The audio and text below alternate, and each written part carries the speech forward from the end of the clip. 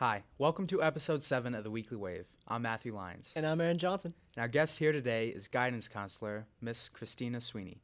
How are you, Miss Sweeney? Doing well, guys. Thanks for having me. Thank you for coming. I think I'm going no glasses today, you know. Yeah, I noticed that. That's, are you going to be able to read? I can read, yeah. Okay, all right. It's like far distances. So Okay. it's not good. But anyway, we brought you here today to talk about colleges for seniors because it's now March, and the seniors are deciding all of their colleges and decisions and where to go, and they usually go to the guidance counselors. Yes. So it's a very interesting topic for us, at least hopefully it is for you guys. But we just wanted to know. Yeah. So what's the most frequently picked colleges by students? Here at Abington, we typically have two of the main ones would be Bridgewater State and University of Massachusetts Amherst. I think this year we had 32 seniors apply to Bridgewater, and I think that's because of the location. Yeah. Right. It's so close to home. It's a state school, so it makes it an affordable option for students, and it has a variety of majors. And dorms are so expensive.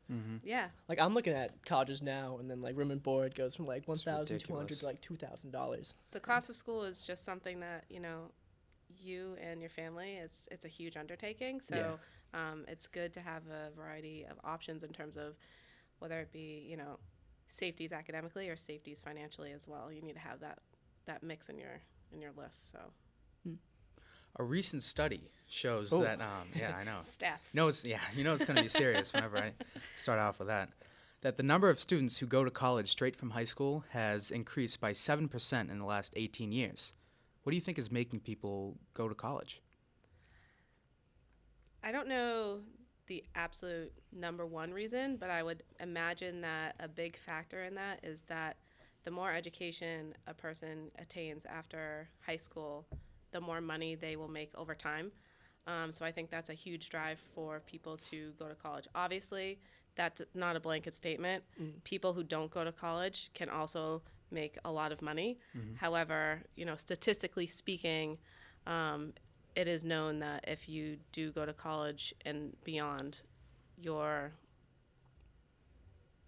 however much money you'll make over time is greater than not going to school. This year, these seniors had like a lot of talent. I think Allison McLeod, she's in like the top 1% for SAT scores in the entire nation. Now, I was wondering if there's any prestigious schools like Ivy Leagues or sub-Ivy Leagues or whatever that the kids are going to, because that really interests me. I want to see if anyone from Abington's going to like these really like prestigious schools. So in terms of prestigious schools, just a side note before we talk about where students apply and who got in, and I think it's hard to determine what a prestigious school is. Like the prestige of a school does not kind of define the success of who you're going to be out of school.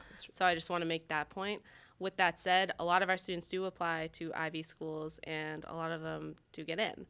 I know the past couple years we've had students go to Harvard. That's one of the most popular my Ivy sister's League good friend students. went to Harvard. Tyler Moulton. Yep. So I remember Tyler was my student. He was there.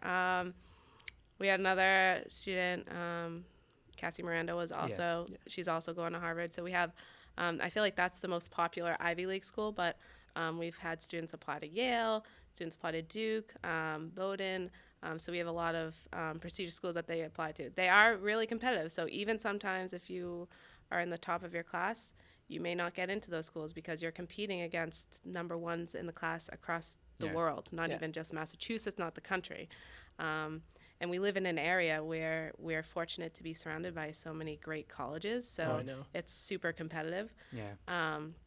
But, we do have students that do get in, they apply, they get in, and they go. So I think Massachusetts has some of like the best schools. Yeah. Like you have I agree with MIT, that. Harvard, Northeastern. right. WPI, there we go. Yeah, whenever someone thinks of like a prestigious school, I can't speak for everybody, but I think of Harvard. Like, oh, I'm going to Harvard one day. Yeah.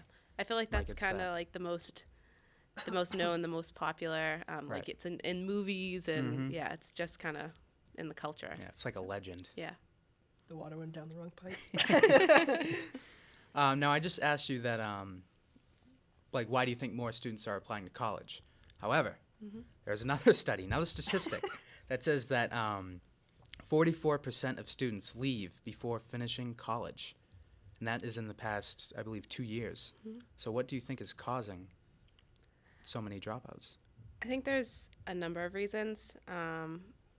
sometimes students don't do enough research ahead of time before they decide and go to college, and then they are there and they realize, wow, this really isn't a great fit for me.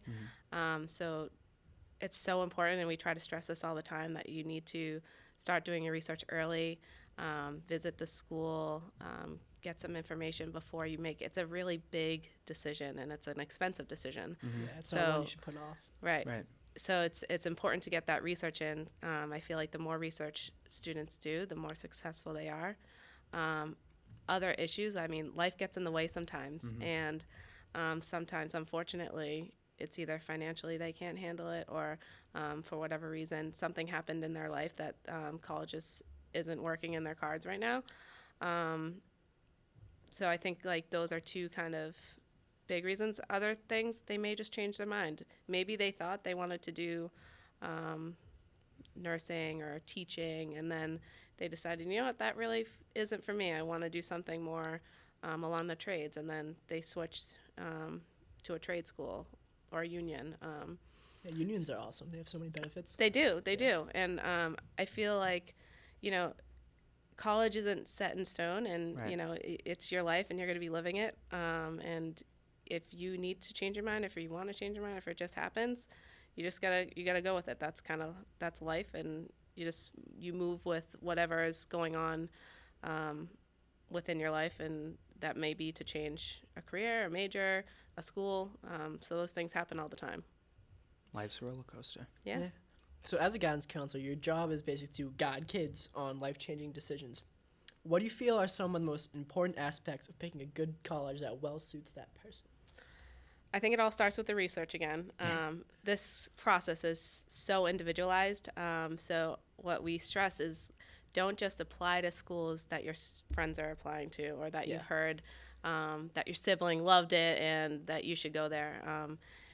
It's so individualized. You need to do your research. You need to see, you know, is it a good fit for me academically? Do I line up with that school's average acceptance stats, whether it be GPA, SAT? Does that school have majors that I'm interested in and studying? I think location is huge. Do you want to be a plane ride away or a car ride away? Those are two big things. They're huge in terms of, you know, making those decisions. Cost is another thing. So there's so many criteria that goes into like finding the right fit. The most important thing is research and actually going to the school, visiting, asking questions, and getting that information, because then you'll know if it's a good fit for you or not. Yeah, I know a lot of people who've actually like gotten homesick, like went to college out in California and actually came back just to do like a community college or like go to Bridgewater. It's a big jump, especially like living in a town for a long time. Right. And such a and small moving one to the too. other side. Yeah. Yeah. And sometimes students do great and when they go far, and sometimes it's just not for them, and that's okay. You can always transfer if you decide on a school and it just wasn't in the cards at that place. You can always find out. There's so many different schools. So technology and social media has been a big theme in, I want to say, almost all of our episodes. Do you think technology and social media has anything to do with the increase of students going to college and the increase of students dropping out of college? So it's a interesting question. I feel like social media in general just opens up the opportunity to give students information that they may not have known prior. So maybe a different school that they've never heard of, they'll see, you know, something on social media, and then they'll do some more research to find out more information. The other side of it is social media can kind of be detrimental to student acceptance. We've seen kind of a trend in, you know, college admissions personnel looking at social media accounts of students when going through the application process. And if you post something that probably shouldn't be posted, then they can take that into consideration when deciding if they think that you would be a good fit for their school. So I always caution students that they need to be careful of what they post on social media. And it can happen for college. It can happen even for jobs. So it's just kind of something that this generation needs to be mindful of, because social media can really do some damage if you're not using it appropriately.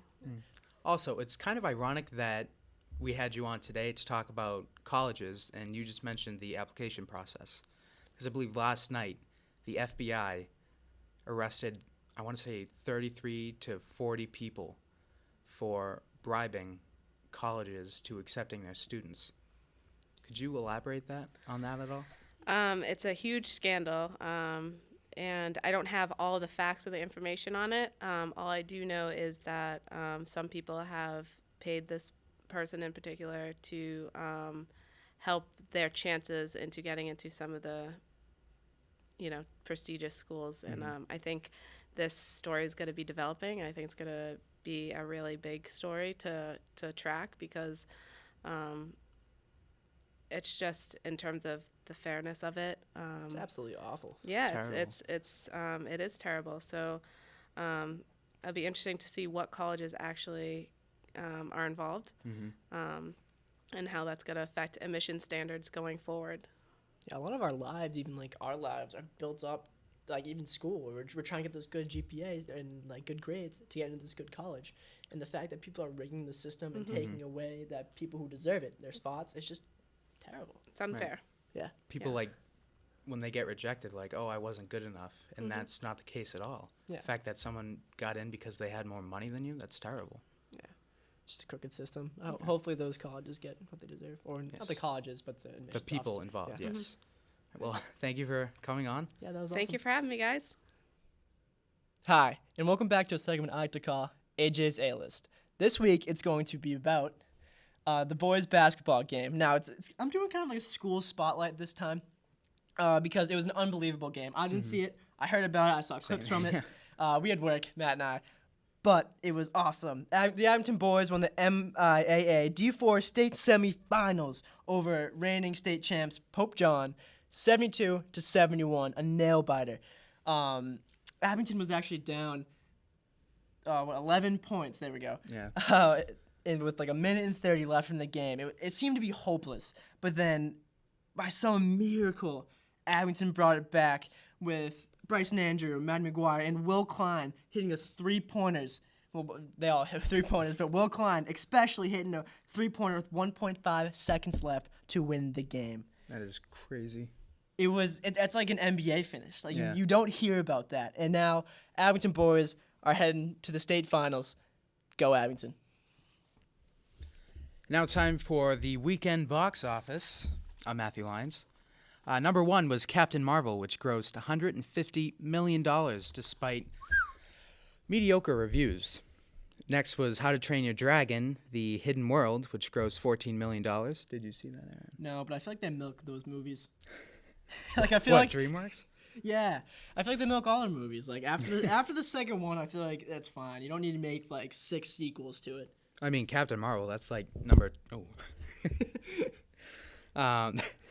that's like number 21 in like the Marvel Cinematic Universe. And that's working out for them, so... Yeah, well, it's like a different title though. It's not necessarily a sequel. How to Train Your Dragon 47, The Final Straw. The Awakening. Number 3 was Tyler Perry's A Medea Family Funeral, which grossed $12 million. Next was the Lego Movie 2, Part 2, which grossed $4 million. Wait, so it was Lego Movie 2, Part 2. Yeah, I believe that was the title. Yeah, it's a gross title. It's meta. It's, they're making fun of themselves. So, finally was Alita: Battle Angel, which grossed $3 million. And now it's time for Movie Time with Matt.